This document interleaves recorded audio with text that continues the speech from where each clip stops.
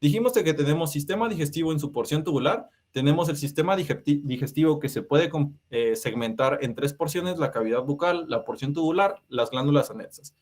La porción tubular se identifica más por los órganos que son huecos, que son pertenecientes al sistema digestivo, y las glándulas anexas, uno importante a resaltar es el hígado, dado que se da el 60% de las acciones metabólicas del cuerpo humano. Ok. Pasando a las funciones del sistema digestivo, chicos, algunos docentes de la Universidad de Guadalajara dan dos como principales funciones. Las dos principales funciones que ellos mencionan es la digestión y la absorción de nutrientes. Sin embargo, en algunos libros y inclusive en el Atlas, las funciones más importantes para mí es el tema de la ingestión, la deglución, la digestión, la absorción y la eliminación de desechos. Esto la verdad es que es muy sencillo si lo empiezan a ustedes a relacionar con su vida diaria. Cuando ustedes se comen algo, lo ingieren. Posteriormente, después lo digieren, después absorben esos nutrientes, sino para que estuvieran comiendo, y posteriormente se da una eliminación de los desechos. Vamos a pasar con ya pura materia de histología, capas del tubo digestivo, chicos. En la histología, muy probablemente ustedes ya lo debieron haber empezado a notar, solamente o casi todo su estudio se divide por capas, porque si no sería ineficiente estudiarlo. Vamos a contar aquí con 4 capas. Vamos a contar con la mucosa, con la submucosa, con la muscular externa y serosa o adventicia, dependiendo del órgano del que estemos hablando.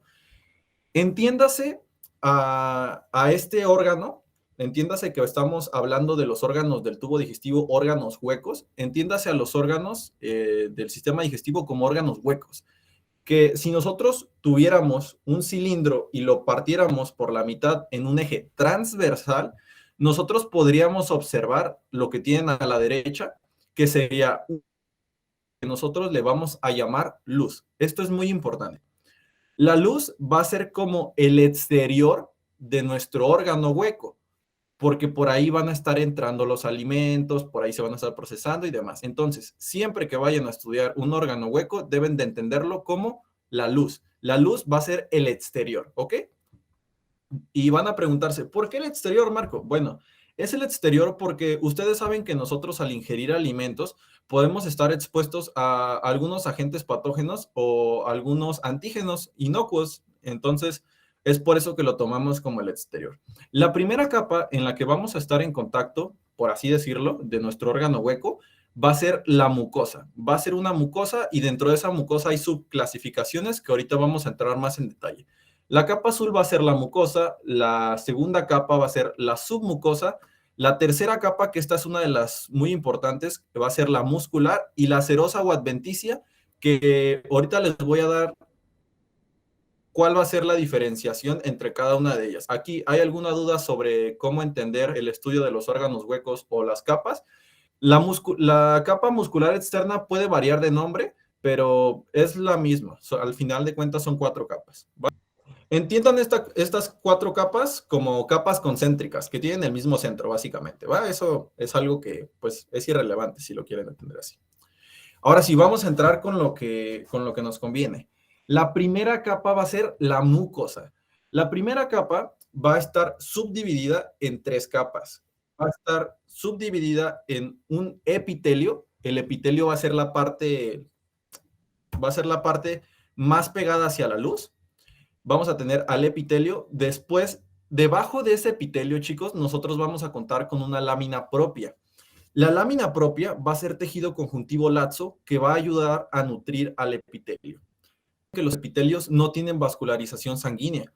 Y el tejido conjuntivo laxo, por los orificios que existen entre él, permite que pasen vasos sanguíneos, también permite que pasen vasos linfáticos y que ayude a nutrir al epitelio. Es por eso, y quédenselo como regla, siempre que haya un tejido epitelial, debe de estar debajo de él un tejido conjuntivo laxo para que se pueda nutrir. Si no, ese epitelio no tendría forma de nutrirse, ¿ok? En esta lámina propia del epitelio, también vamos a encontrar tejido linfático y folículos linfoides. El tejido linfático, chicos, el tejido linfático es muy importante. ¿Por qué? Porque el tejido linfático va a formar algo llamado GALT. El GALT, déjenme ver si me sale el nombre, es Good Associated Lymphoid Tissue. Digo, no soy maestro de inglés, pero ahí se lo podrán imaginar por sus siglas en inglés. Es tejido linfático asociado al tubo digestivo.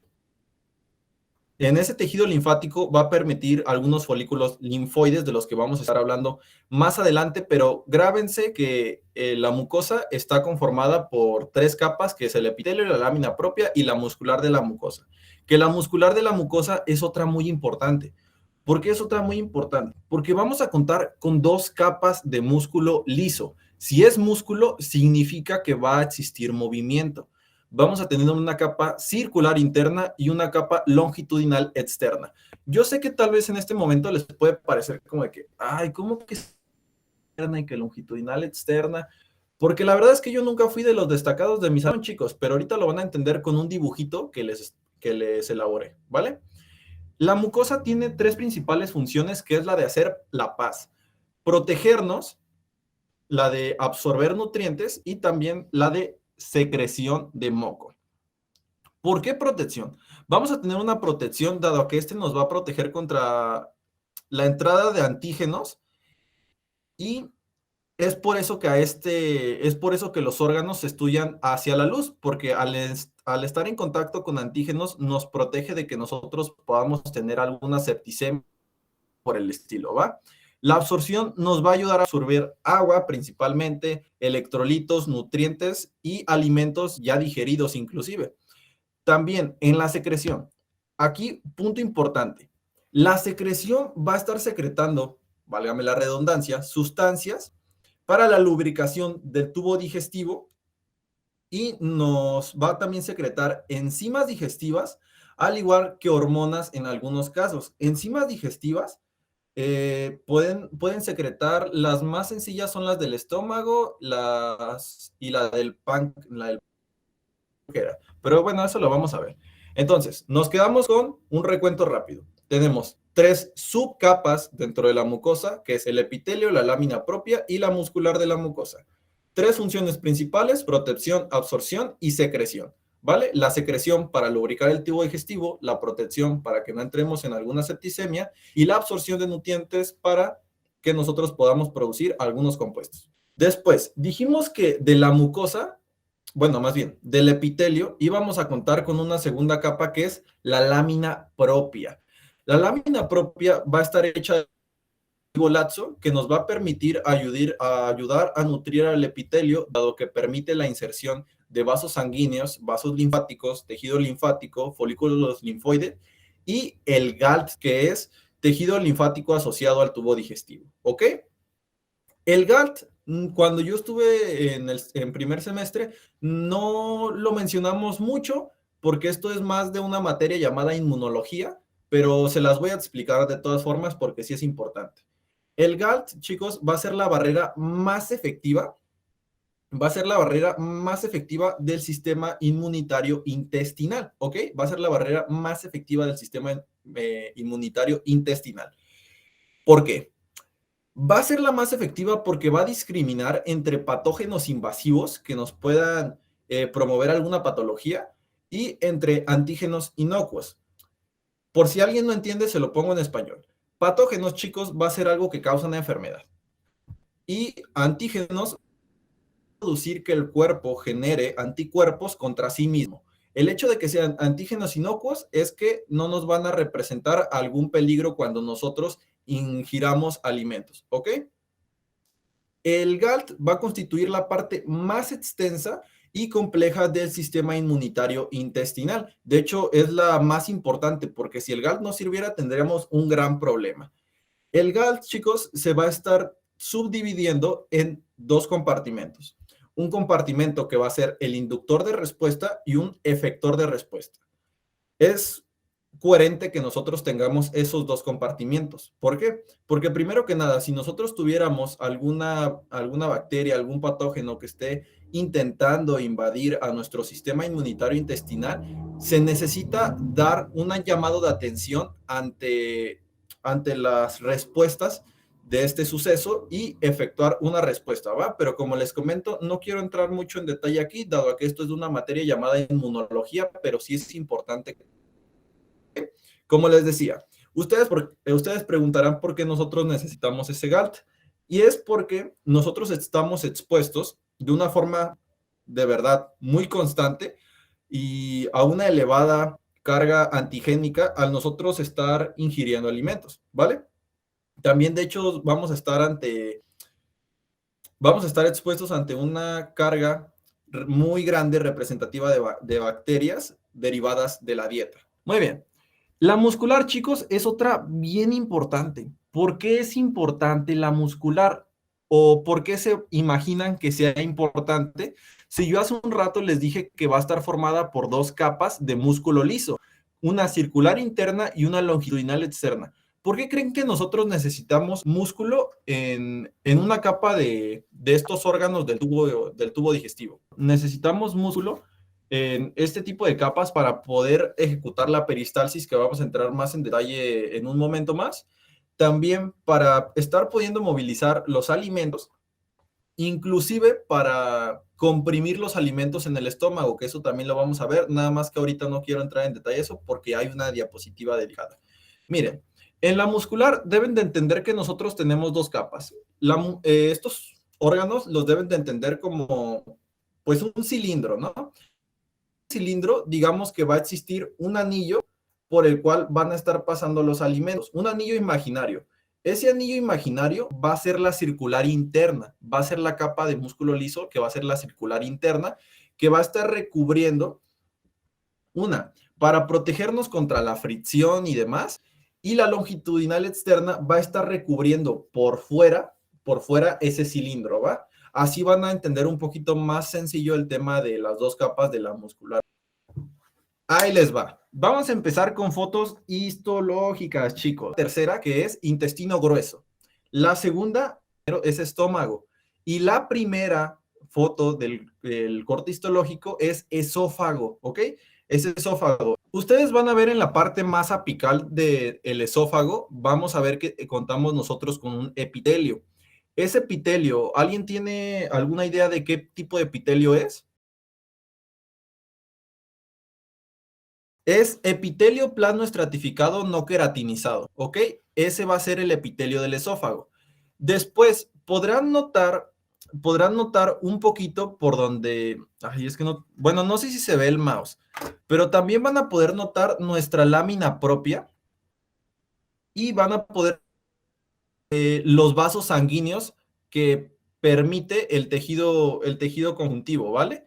Y también la muscular muscular de la mucosa, que es la que está hasta el fondo del todo. Ahorita nada más quiero que lo vayan como que visualizando y vamos a entrar más en detalle con cuestiones más específicas. Después, la segunda que nosotros tenemos es la de estómago, chicos. La segunda que nosotros tenemos es la de estómago. Este tipo de epitelio, ¿alguien tiene alguna idea de qué tipo de epitelio es?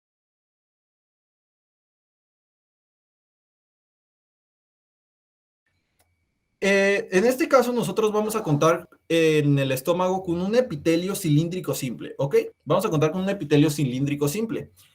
También, no sé si ven como, ay Dios mío, no sé si ven como unas pequeñas canaletas, híjole, no sé si ven como unas pequeñas canaletas, unos pequeños orificios.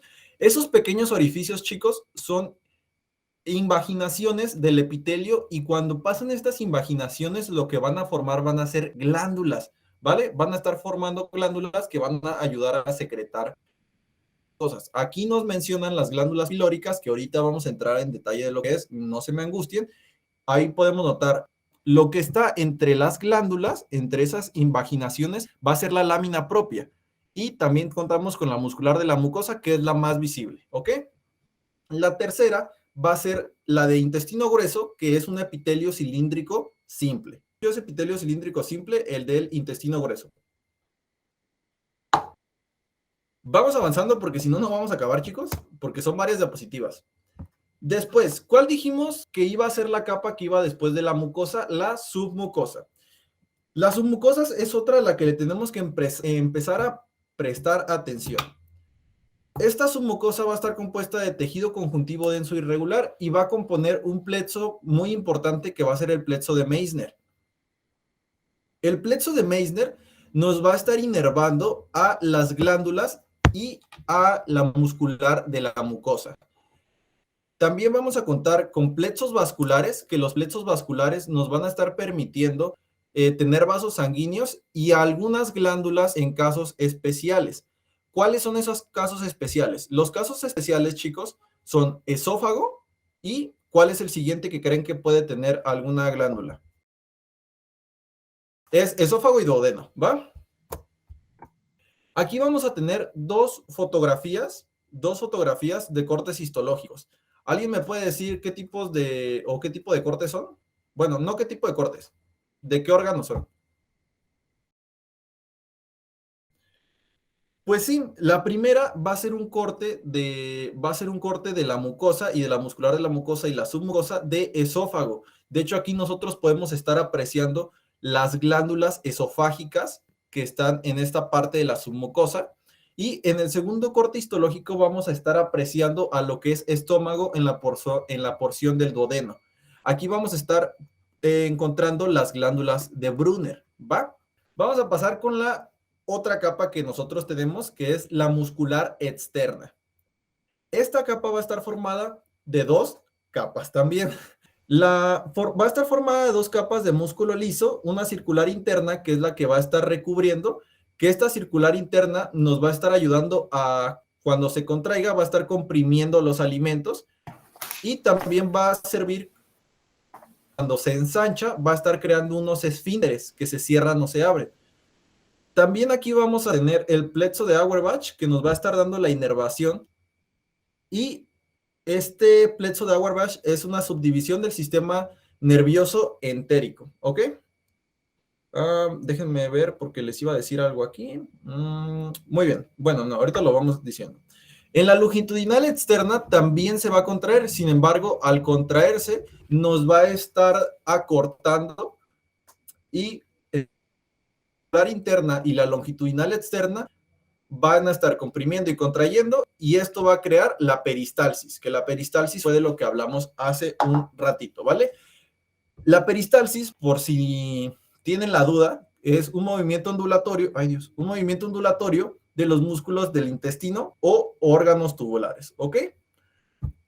Algo importante del plexo de Auerbach es que va a estar en medio de la circular interna y de la longitudinal externa en el tejido conjuntivo en medio de estas dos capas, ¿ok? El plexo de Auerbach es importante que lo recuerden porque nos va a estar dando la inervación de las capas musculares de las dos anteriores, tanto de la circular interna como de la longitudinal externa, ¿ok? Si quieren un ejemplo del tema de los esfínteres, uno inclusive puede ser en el tema de la pupila o pues de los más obvios, como lo pueden ser los pilóricos o inclusive los anales, ¿va?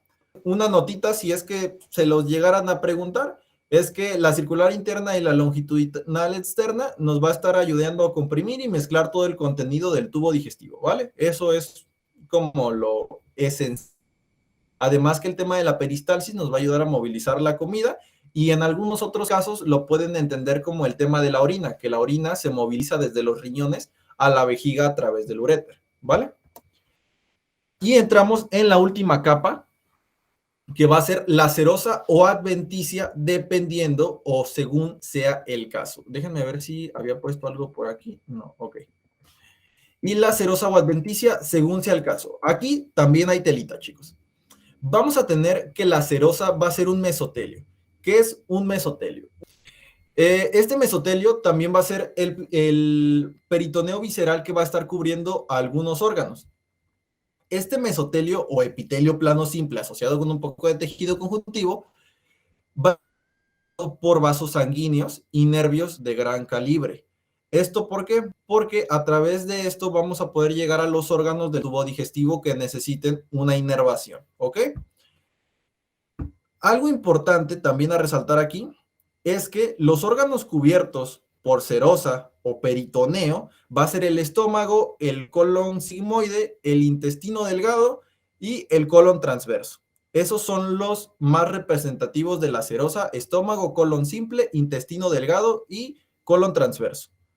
Después, vamos a contar con la adventicia. La adventicia va a ser cuando un órgano esté rodeado por tejido conjuntivo. Ahorita les voy a dar una gran diferencia porque yo me confundía muchísimo cuando era serosa o adventicia cuando estaba yo en primero. Pero bueno, esta adventicia va a ser un tejido conjuntivo que va a ayudar a los órganos a adherirse a las paredes del cuerpo humano. La adventicia va a estar presente en los órganos que no cuenten con peritoneo y tienen de última capa a esta. Algunos ejemplos van a ser el esófago, el colon ascendente y el colon descendente. Si alguien se pregunta, ¿cómo podemos diferenciar de serosa o adventicia? La adventicia va a estar formada por un tejido fibrocolagenoso con abundantes nervios. Eso es lo principal, que va a haber abundantes nervios. Pero si la serosa, o más bien, si la estructura se cubre por un peritoneo, que el peritoneo ya dijimos que es un epitelio simple, se le va a llamar con el nombre de serosa, ¿ok? Primero que nada, aquí nosotros vamos a tener un corte histológico. Dijimos que siempre para su estudio lo íbamos a estar viendo a través de la luz, ¿ok? Lo íbamos a estar viendo a través de la luz. Bueno, lo íbamos a estar viendo a través de la luz. Aquí vamos a contar, esto nada más es igual para que vayan recapitulando y empiecen a relacionarlo. Vamos a tener nuestro epitelio, una membrana basal, ahí va a estar la lámina propia, la muscular de la mucosa, la submucosa, que es donde vamos a estar encontrando algunas glándulas, también la muscular, que es la circular interna, que dentro de la circular interna y la longitudinal externa dijimos que iba a estar entre ellas el plexo mientérico, que iba a estar en tejido conjuntivo. Y hasta el final también vamos a encontrar el mesotelio o serosa, dependiendo también si es adventicia. Ya dijimos por qué lo íbamos a estar pudiendo. Lo íbamos a estar logrando diferenciar. ¿Ok? Ahorita casi vamos a empezar con puras fotitos. Aquí vamos a empezar con el tema del estómago. Va a contener algunos pliegues. Entonces, histológicamente va a estar dividido en tres porciones, que va a ser la región cardial, la región fúndica, que va a ser lo del fondo, y el píloro. De hecho, aquí están indicadas la región cardial, la fúndica y la pilórica. Bien, esto depende de las glándulas donde se encuentren. ¿Cuál es la función del estómago? La función de este estómago es la de digerir y mezclar alimentos. Al digerir y mezclar alimentos va a formar algo llamado quimia, ¿ok? Que va a ser el producto de todo eso. Vámonos con esto. Bueno, aquí no lo puse, pero este también va a tener las mismas 4 capas: mucosa, submucosa, muscular externa y serosa, ¿ok? Aquí vamos a tener, mejor se los voy diciendo así. Vamos a tener una mucosa gástrica dentro del estómago. Esta mucosa gástrica, los que nos va a ayudar a hacer, va a ser que las arrugas gástricas no extenderse cuando nosotros recibamos alimentos. De hecho, si nosotros aquí viéramos o le hiciéramos un zoom al corte, que pues no es un corte ni es un tejido histológico, pero si nosotros le hiciéramos un zoom, chicos, veríamos unas cositas llamadas fositas gástricas, o también se conocen con el nombre de faveolas.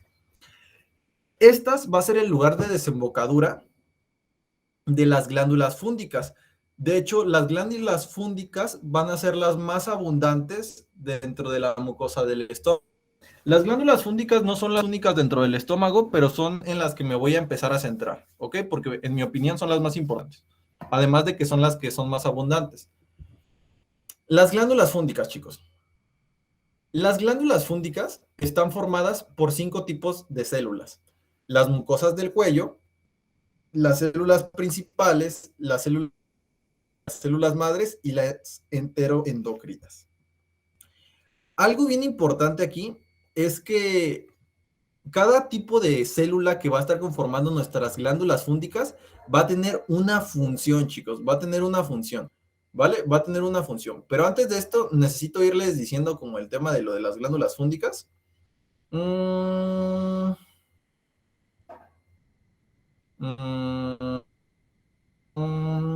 ahorita se los voy diciendo mejor.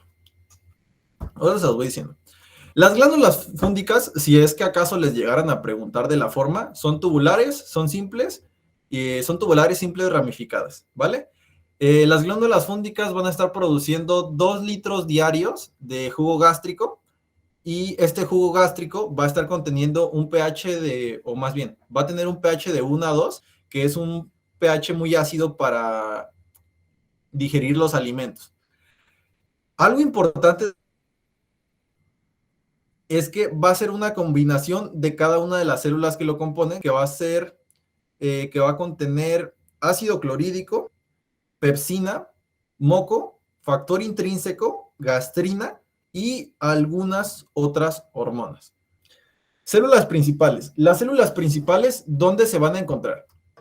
Las células principales se van a encontrar en esta parte que va a ser el fondo de las glándulas fúndicas. Ahí se van a estar encontrando las células principales.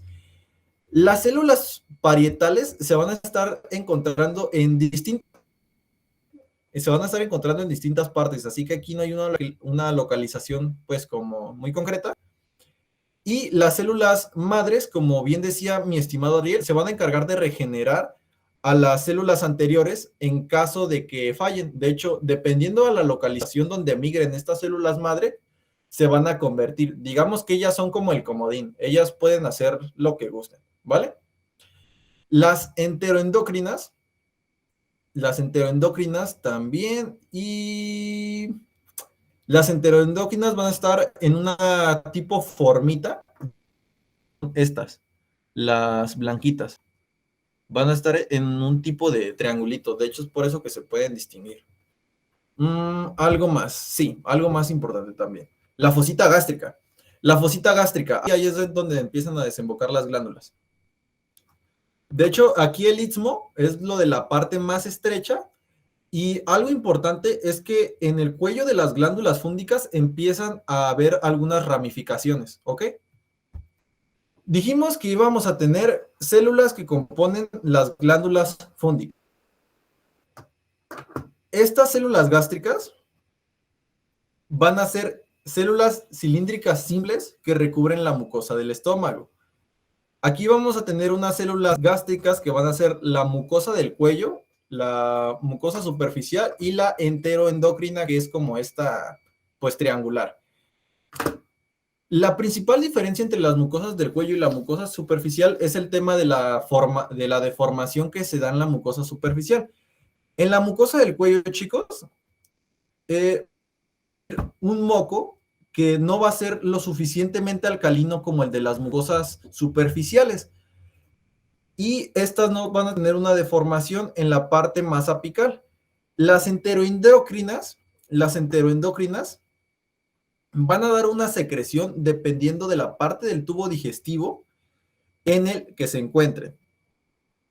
Las enteroendocrinas también van a estar regulando la secreción de otro tipo de glándulas. Esto yo le tomaría una foto si fuera a ustedes. Aquí van a tener la mayoría de las células, su localización y las hormonas producidas al igual que su función. La que nos vamos a estar enfocando va a ser la gastrina, que la gastrina se va a estar localizando en el estómago, en el intestino delgado, y va a estar estimulando la secreción de ácido clorhídrico y también la motilidad gástrica, perdón, ¿vale? Esa es en la que me voy a estar enfocando ahorita por el momento. Pero si yo fuera usted, le tomaría una foto. Muy bien. Vamos a tener también otras dos células, las células principales y las parietales. Las células parietales van a secretar dos cosas importantes, que va a ser el ácido clorhídrico y también el factor intrínseco, chicos. El ácido clorhídrico, su producción va a estar estimulada, esto si quieren anótelo, la producción del ácido clorhídrico va a estar estimulada por algo llamado gastrina, ¿ok? Que la gastrina se va a estar derivando de las células enteroendocrinas. Y también, también las células parietales, si no me equivoco, van a estar secretando algo llamado histamina. Después, el ácido clorhídrico va a ser lo que nos va a estar permitiendo o dando la acidez del estómago para degradar los alimentos. ¿Y qué más les podría decir de aquí? Sí, algo importante. ¿Ven estos como estas canaletas de la célula parietal? El ácido clorhídrico se va a estar produciendo en esos canalículos. porque si se produciera el ácido clorhídrico en su citoplasma, pues se degradaría porque pues es altamente ácido, ¿vale? Entonces, el ácido clorhídrico se va a estar produciendo en el exterior, en esos canalículos de la célula parietal. Algo importante del factor intrínseco, o por qué creen que sea importante el factor intrínseco. Si nosotros no tenemos factor intrínseco, vamos a derivar en una patología. ¿Por qué creen que sea importante el factor intrínseco? El factor intrínseco es importante para que nosotros o para que las moléculas que se adhieran a la vitamina B12 permitan su reabsorción en el intestino. La vitamina B12, bueno, más bien, si hay una deficiencia de factor intrínseco, no se va a poder estar reabsorbiendo correctamente no se va a poder estar absorbiendo correctamente la vitamina B12. En el caso de que nosotros no podamos absorber vitamina B12, va a derivar en una patología causando anemia perniciosa. ¿Esto por qué? Esto es porque la vitamina B12 fomenta la formación de eritrocitos, ¿vale? Célula principal. Las células tienen otro nombre llamado adelomorfas. Las células principales van a ser las más abundantes en el fondo de las glándulas fúngicas. Estas células principales van a estar secretando proteínas. Por lo tanto, cuando ustedes las estén observando en laminillas, van a tener una pigmentación bien, pues bien intensa por toda la proteína que van a contener en su citoplasma.